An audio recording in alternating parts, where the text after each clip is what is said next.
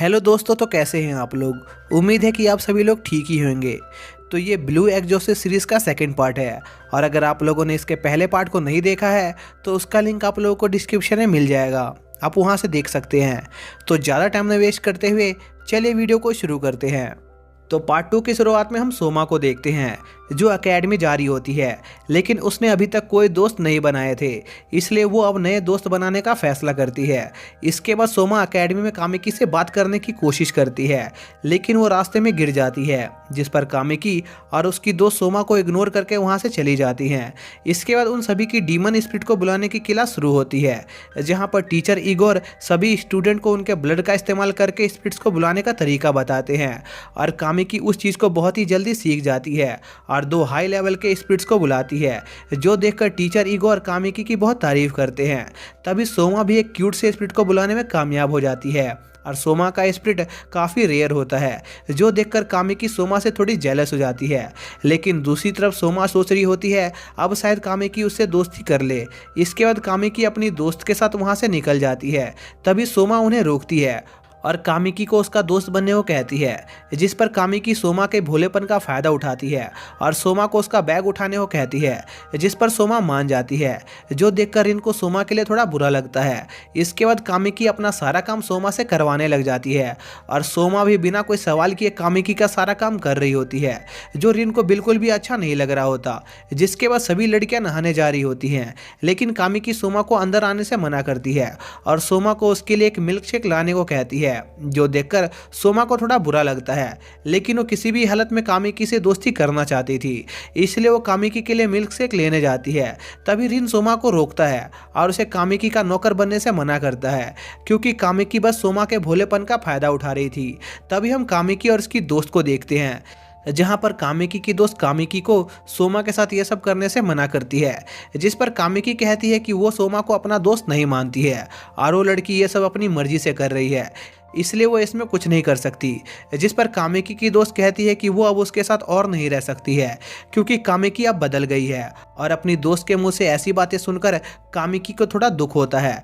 तभी उन पर एक डीमन हमला कर देता है, और उन लड़कियों की चिल्लाने की आवाज़ रिन भी सुन लेता है और वो जल्दी से उनकी मदद करने जाता है। तभी हम कामिकी और उसकी दोस्त को देखते हैं, जहां पर वो डीमन कामिकी की दोस्त को घायल कर देता है, जिस पर कामिकी अपने डीमन को बुलाती है। लेकिन तभी कामिकी को उसकी दोस्त की बात याद आती है कि वो अब उसकी दोस्त बनकर नहीं रहना चाहती है, जिससे कामिकी का दिल कमज़ोर हो जाता है और कामिकी के डीमन उसी पर हमला कर देते हैं। लेकिन सही टाइम पर रिन आकर कामिकी को बचा लेता है। इसके बाद रिन उस डीमन से लड़ने को तैयार हो जाता है, लेकिन वो अपनी शक्तियों का इस्तेमाल कामिकी के सामने नहीं कर सकता था, इसलिए वो बिना पावर यूज़ किए उस डीमन से लड़ने लगता है। लेकिन वो डीमन रिन पर भारी पड़ रहा होता है। तभी वो डीमन रिन को बताता है कि वो ये सब किसी के कहने पर कर रहा है। इसी दौरान हम सोमा को देखते हैं, जो अपने डीमन का इस्तेमाल करके एक हीलिंग आइटम बनाती है और उससे कामिकी की दोस्त को ठीक करने लगती है। इसके बाद हम रेन को देखते हैं, जो अपनी पावर इस्तेमाल करने ही वाला होता है, लेकिन तभी यूकियो वहां पर आ जाता है और उस डीमन को वहां से भगा देता है। इसके बाद कामिकी रोने लग जाती है, क्योंकि वो अपनी दोस्त की मदद नहीं कर पाई थी, जिस पर रिन कामिकी को अपना कपड़ा देता है और उसे ऐसे रोने से मना करता है। इसके बाद हम उसी डीमन को देखते हैं, जो टीचर इगोर के लिए काम कर रहा था, जिसके अगले दिन कामिकी अपने दोस्त से मिलने आई होती है। तभी उसकी दोस्त कामिकी को बताती है कि वो अब एग्जॉर्सिस्ट नहीं बनना चाहती है, क्योंकि उसे ये चीज़ पसंद नहीं आ रही और न ही उसमें इतनी हिम्मत है कि वो उन डीमन से लड़ सके। जो सुनकर कामिकी को थोड़ा बुरा लगता है, क्योंकि वो अब अकेली पड़ जाती। जिसके बाद उन सभी की क्लास शुरू हो जाती है, जहाँ पर कामिकी और सुगारो की किसी बात को लेकर बहस हो जाती है और रिन उनकी लड़ाई छुड़वाने की कोशिश करता है। लेकिन तभी यूकियो उन सभी को लड़ते हुए देख लेता है और उन्हें एक पनिशमेंट देता है, जिसमें उन्हें एक बहुत ही भारी स्टोन अपने पैरों पर रखना था और उन्हें तब तक करना था जब तक वो सब मिलकर काम करना ना सीख जाए। जिसके बाद यूकियो वहाँ से चला जाता है। तभी वहाँ की लाइट चली जाती है और लाइट जाते ही वहाँ पर एक गूल डीमन आ जाता है, जो उन पर हमला करने वाला था। जिस पर सोमा अपने डीमन से उस डीमन पर हमला करने को कहती है, जिस पर सोमा का डीमन उस डीमन को अपने टहनियों के ट्रैप में फंसा देता है, जिससे उस मॉन्स्टर की बॉडी के 2 टुकड़े हो जाते हैं।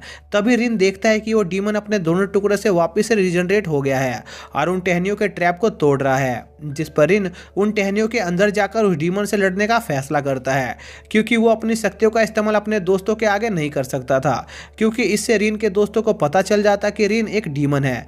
जिसके बाद रिन उन दोनों में से एक डीमन को अपने पीछे ले जाता है, लेकिन एक डीमन अभी भी वहीं पर था और वो धीरे धीरे रिन के दोस्तों की तरफ बढ़ रहा था। जिस पर रिन के सभी दोस्त मिलकर उस डीमन से लड़ने का फैसला करते हैं, जिसके लिए सुगारू और कोनेकेमारू एक होली स्पेल पढ़ने का फैसला करते हैं जिनसे डीमंस को मारा जा सकता था। जिसके बाद रिन उस जगह की लाइट को ऑन करने की सोचता है, क्योंकि रोशनी की वजह से गूल्स डीमंस कमजोर हो जाते हैं। लेकिन तभी वो डीमन रिन पर हमला कर देता है, जिस पर रिन अपनी पावर यूज करने लगता है। तभी उसे टीचर इगोर दिखाई देते हैं, जो उस डीमन से रिन को जान से मारने को कहते हैं। जिस पर रिन अपनी स्वॉर्ड इस्तेमाल करके उस डीमन को जान से मार देता है और अपने डीमन को मरता देखकर वो टीचर वहां से भाग जाता है। जिसके बाद हम रिन के दोस्तों को देखते हैं, जो अभी भी उस डीमन से लड़ रहे होते हैं और कामिकी अपने डीमंस का इस्तेमाल करके उस डीमन को कमजोर कर रही होती है। लेकिन वो डीमन बहुत ही ज़्यादा पावरफुल था और वो सुगारू को जान से मारने वाला था। लेकिन तभी उस जगह की लाइट वापस आ जाती है, जिससे वो डीमन कमज़ोर हो जाता है और सुगारू अपने होली स्पेल का इस्तेमाल करके उस डीमन को ख़त्म कर देता है। जिसके बाद हमें पता चलता है कि मेफिस्टो उन सभी स्टूडेंट का उस डीमन के जरिए टेस्ट ले रहा था और वो सभी अपने टेस्ट में पास हो गए थे, क्योंकि उन सभी ने मिलकर काम किया था। जिसके बाद सभी स्टूडेंट मेडिकल डिपार्टमेंट में होते हैं, क्योंकि उन सभी को थोड़ी बहुत चोटें आई थी। इसी दौरान हम यूकियो को देखते हैं, जो इगोर से पूछता है कि आखिर उसने रिन को मारने की कोशिश क्यों की। जिस पर इगोर कहता है कि वो तो बस रिन की पावर को चेक कर रहा था। जो सुनकर यूकियो इगोर से कहता है कि वो जानता है कि इगोर रिन का टेस्ट नहीं ले रहा था, बल्कि उसको मारने की कोशिश कर रहा था। इसलिए यूकियो इगोर से अगली बार रिन के साथ ऐसा कुछ करने से मना करता है, नहीं तो वो उसे छोड़ेगा नहीं। जो सुनकर इगोर वहाँ से चला जाता है। जिसके बाद रात में इगोर रिन को मारने की कोशिश करता है, लेकिन वो देखता है कि रिन अपने बेड पर नहीं है। तभी यूकियो इगोर को बताता है कि उसने पहले ही रिन को यहाँ से हटा दिया था। इसी दौरान हम रिन को देखते हैं, जिसे सोमा उठाती है, क्योंकि यूकियो ने रिन को सोमा के पास छोड़ दिया था। तभी उन्हें किसी के लड़ने की आवाज़ आती है, जिस पर रिन उस तरफ जाता है। इसके बाद हम देखते हैं कि यूकियो इगोर से लड़ रहा होता है। तभी इगोर अपने ब्लड से एक बहुत ही पावरफुल डीमन को बुलाता है, जो यूकियो पर हमला करने लग जाता है और उसे बहुत घायल कर देता है। तभी वहाँ पर रिन आ जाता है, जो उस डीमन को मार देता है और इगोर से पूछता है कि आखिर वो उसे मारना क्यों चाहता है। जिस पर इगोर बताता है कि 16 साल पहले डीमन किंग सैटान ने उसकी बॉडी पर कब्जा कर लिया था और उसी के हाथों उसकी पूरी फैमिली को जान से मार दिया। इसलिए वो अब रिन को जान से मारकर डीमन किंग सैटान से अपना बदला लेना चाहता है। तभी इगोर रिन को अपने एक अटैक से घायल कर देता है, जिस पर रिन इगोर से कहता है कि अगर तुम्हें मुझे मारकर खुशी मिलती है तो तुम मुझे मार सकते हो। जो सुनकर इगोर थोड़ा चौंक जाता है, क्योंकि उसने पहले कभी किसी डीमन के मुंह से ऐसी बात नहीं सुनी थी। इसलिए उसे रिन थोड़ा अलग लगता है और वो रिन को बिना मारे वहां से चला जाता है।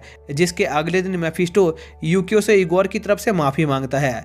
इसके बाद मेफिस्टो अपने भाई को कॉल करता है और उसे बताता है कि सब कुछ उनके प्लान के हिसाब से हो रहा है। जिसके बाद हम ट्रू क्रॉस एकेडमी के कुछ गार्ड्स को देखते हैं, जो उनके यहाँ काम करने वाली एक डीमन कैट के बारे में बात कर रहे थे, जो बहुत टाइम से अपने मालिक का वेट कर रही थी। लेकिन तभी एक गार्ड अपने साथी को बताता है कि उस कैट का ऑनर मर चुका है।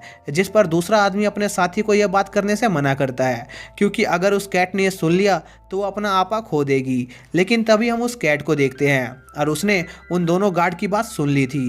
तभी सीन शिफ्ट होता है और हम यूकियो और रिन को देखते हैं, जहां पर यूकियो रिन को डांट रहा था, क्योंकि रिन अपनी डेमोनिक पावर पर ज़्यादा ही निर्भर हो गया था। जिस पर रिन यूकियो से पूछता है कि अगर उसने अपनी डेमोनिक पावर का हद से ज़्यादा इस्तेमाल किया तो क्या होगा।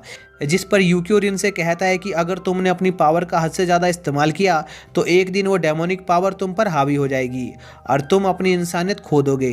तभी यूकियो को कुछ लोगों का कॉल आता है, जो उसे मदद के लिए बुलाते हैं। जिस पर रिन भी यूकियो के साथ उस जगह पर जाता है और वो प्रॉब्लम वो कैट थी, जो अब एक जाइंट फॉर्म में आ गई थी। तभी रिन को उस कैट की आवाज़ सुनाई देती है, जिससे उसे पता चलता है कि वो कैट बहुत दुखी है, क्योंकि उस कैट के मालिक की डेथ हो गई थी। जिस पर रिन यूकियो से पूछता है कि आखिर इसका मालिक कौन था। जिस पर यूकियो रिन को बताता है कि इस कैट का मालिक उनके फादर थे। जो सुनकर रिन बहुत हैरान होता है। जिसके बाद यूकियो रिन को बताता है कि यह कैट 100 सालों से जिंदा है और पहले ये एक जगह पर रहा करती थी, जहाँ पर रेशम का काम होता था और वहाँ के चूहों को मारकर यह कैट वहाँ के लोगों की मदद करती थी। जिस पर वो लोग उस कैट को बहुत अच्छा खाना देते थे। लेकिन एक दिन वो जगह बंद हो गई और वहाँ से सभी लोग चले गए, जिस पर उस कैट ने कई सालों तक उनका इंतज़ार किया, लेकिन वो लोग कभी वापस नहीं आए। लेकिन एक दिन कुछ लोगों ने उस जगह को तोड़ने की कोशिश की, जिस पर उस कैट ने उन सभी लोगों को वहाँ से भगा दिया। जिसके बाद वहाँ पर रिन के फादर आए, जो सबसे ताकतवर एग्जॉर्सिस्ट थे, और उन्होंने उस कैट से बात की और उसे बिना किसी लड़ाई के शांत करा दिया। जिसके बाद उन्होंने उस कैट को अपना फैमिलियर बना लिया। और यह सब जानने के बाद रिन उस कैट से बात करने जाता है और उस कैट को बताता है कि वो उसके मालिक का बेटा है और 1 महीने पहले वो उसे बचाते हुए मारे गए। जो सुनकर उस कैट को गुस्सा आ जाता है और वो रिन पर अटैक कर देती है, लेकिन किसी तरह रिन उस कैट को हरा देता है। जिसके बाद वो कैट रिन को अपना मालिक मान लेती है और उसके साथ रहने लग जाती है। जिसके कुछ दिनों बाद रिन और उसके दोस्तों को एक मिशन दिया जाता है, जहां पर उन्हें एक मॉन्स्टर को मारना था, क्योंकि वो मॉन्स्टर उस जगह के ओशन में तबाही मचा रहा था। जिसके बाद वो मॉन्स्टर उनके सामने आ जाता है, जो एक बहुत ही विशाल स्क्विड था, जिस पर रिन उस मॉन्स्टर से लड़ने की सोचता है। लेकिन तभी वो देखता है कि एक छोटा बच्चा अकेला उस मॉन्स्टर से लड़ रहा है। जो देखकर रिन उस लड़के की मदद करने जाता है और उस लड़के को उस मॉन्स्टर से दूर रहने को कहता है, लेकिन वो बच्चा रिन की कोई बात नहीं सुनता और अकेला उस मॉन्स्टर से लड़ने लगता है। जिस पर वो मॉन्स्टर उस बच्चे पर एक अटैक करता है, जिससे वो बच्चा बेहोश होकर पानी में डूबने लग जाता है। लेकिन सही टाइम पर रिन उस बच्चे को बचा लेता है। जिसके बाद रिन उस मॉन्स्टर से लड़ने के लिए अपनी डेमोनिक पावर का इस्तेमाल करने की सोचता है, लेकिन उसे डर लग रहा होता है कि कहीं उसके दोस्तों को उसकी सच्चाई न पता चल जाए। तभी वहां पर उस लड़के के फादर आ जाते हैं, जो उन सभी को उस मॉन्स्टर से लड़ने से मना करते हैं। जिसके बाद सीन शिफ्ट होता है और हमें पता चलता है कि वो स्क्विड एक अच्छा मॉन्स्टर है और बस यहाँ पर उस लड़के के फादर से मिलने आया है। जो जानकर रिन और उसके दोस्त बहुत हैरान होते हैं। जिसके अगले दिन हम मेफिस्टो के भाई को देखते हैं, जो मेफिस्टो से रिन के बारे में पूछता है, क्योंकि वो रिन की पावर को टेस्ट करना चाहता था। इसी दौरान हम रिन और बाकी सबको देखते हैं, जो एक अम्यूजमेंट पार्क में आए थे, क्योंकि उन सभी को एक गोश्त को उस पार्क से भगाना था। इसके लिए यूकियो सभी स्टूडेंट को अलग अलग टीम में बांट देता है। जिसके बाद रिन सोमा के साथ उस गोश्त को ढूंढने लग जाता है। तभी उन्हें वो गोश्त दिखाई देता है, जिस पर वो दोनों उस गोश्त से बात करने की कोशिश करते हैं, क्योंकि वो गोश्त एक बच्चे का था। तभी वो गोश्त सोमा का मजाक उड़ाकर वहां से भाग जाता है। जिस पर रिन और सोमा अलग होकर उस गोश्त को ढूंढने का फैसला करते हैं। जिसके बाद हम देखते हैं कि मेफिस्टो का भाई रिन से उसकी स्वॉर्ड छीन लेता है और उसका मजाक उड़ाने लगता है। इसी दौरान हम सुगारो को देखते हैं, जिसके पार्टनर को एक अजीब सा एहसास होता है, इसलिए वो एक झूले पर चढ़ने लगता है ताकि वो आसपास की चीज़ों का मुआयना कर सके। और दूसरी तरफ सोमा उस बच्चे की स्पीड को पकड़ने की कोशिश करती है, लेकिन वो बच्चा सोमा के साथ बस खेलने की कोशिश कर रहा था। जिस पर सोमा उस बच्चे के साथ खेलने का फैसला करती है। इसी दौरान हम रिन को देखते हैं, जो अमानो से अपनी स्वॉर्ड वापस लेने की कोशिश करता है, लेकिन अमानो रिन को नीचे गिरा देता है और उसे मारने लग जाता है, जिससे रिन को बहुत गुस्सा आता है और वो अमानो पर आसपास की चीज़ें फेंकने लग जाता है। और उनमें से एक चीज़ सोमा पर गिरने वाली होती है, जिससे वो डर कर चिल्लाने लगती है। तभी रिन को सोमा की आवाज़ सुनाई देती है, जिस पर रिन उसे बचाने की कोशिश करता है और गलती से अपनी एक नई टेक्निक का इस्तेमाल करके सोमा को बचा लेता है। जिसके बाद वो स्पिरिट वहाँ से गायब हो जाती है, क्योंकि उसे सोमा के साथ खेलकर मुक्ति मिल गई थी। जिसके बाद अमानो रिन को अपने पैरों के नीचे दबा देता है और उसके ही सामने उसकी स्वॉर्ड को तोड़ने वाला होता है। लेकिन तभी वहाँ पर रिन की क्लास का एक स्टूडेंट आ जाता है, जो अमानो पर अटैक करता है और रिन को बचा लेता है। जिस पर अमानो रिन को उसकी स्वॉर्ड देकर वहाँ से भाग जाता है, जिस पर वो लड़का उसका पीछा करता है। जिसके बाद रिन के पास एकी और सोमा भी आ जाते हैं। तभी वहाँ पर वो लड़का आता है और वो अमानो को पकड़ नहीं पाया था। जिसके बाद वो लड़का अपनी ड्रेस निकाल कर फेंक देता है और हमें पता चलता है कि वो लड़का नहीं, एक लड़की है और उसका नाम कीरा है और वो एक हाई रैंक एग्जॉर्सिस्ट है, जो जापानीज एग्जॉर्सिस्ट एकेडमी को चेक करने आई है। जो जानकर रिन और यूकियो बहुत हैरान होते हैं और इसी के साथ ये पार्ट यहीं पर ख़त्म हो जाता है। तो दोस्तों, अगर आप लोगों को इसका अगला पार्ट देखना है तो उसका लिंक आप लोगों को डिस्क्रिप्शन में मिल जाएगा। तो मिलते हैं नेक्स्ट वीडियो में, तब तक के लिए बाय।